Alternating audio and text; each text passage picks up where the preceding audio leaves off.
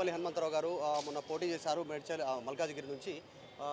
మైనంపల్లి హనుమంతరావు గారు ఏ అంశాలను వాళ్ళు ఫోకస్ చేస్తున్నారు, ముఖ్యంగా మీరే అంశాలను ప్రస్తావించారు వాళ్ళ దగ్గర ఓటమికి సంబంధించిన కారణాలు? జనరల్గా రాష్ట్రం అంతా వచ్చి గ్రేటర్ హైదరాబాద్లో పోవటానికి కారణాలు అడిగారు, అవన్నీ కూడా వివరించడం జరిగింది.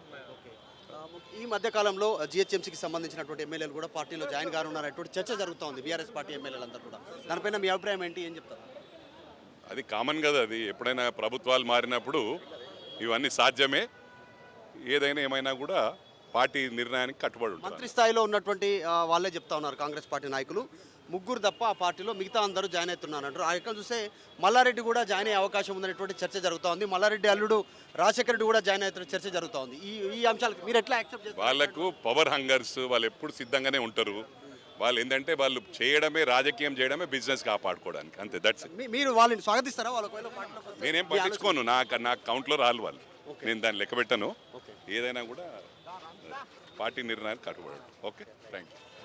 ఇది ఒకవేళ మల్లారెడ్డికి సంబంధించినటువంటి అల్లుడు పార్టీలోకి వస్తే నేను వాళ్ళని పెద్ద పట్టించుకోను, వాళ్ళ పవర్ హంగర్స్, అధికారం ఎక్కడ ఉంటే అక్కడ వైపు చూస్తారు, నేను దాని మీద పట్టించుకోవడానికి ఇష్టంగా లేను అంటూ మైనంపల్లి హనుమంతరావు మల్లారెడ్డి తర్వాత మల్లారెడ్డి అల్లుడు పైన ఆయన మాట్లాడారు. అసలైన తొలి వెలుగు. ఫాలో వాట్సాప్ @తొలి వెలుగు అఫీషియల్.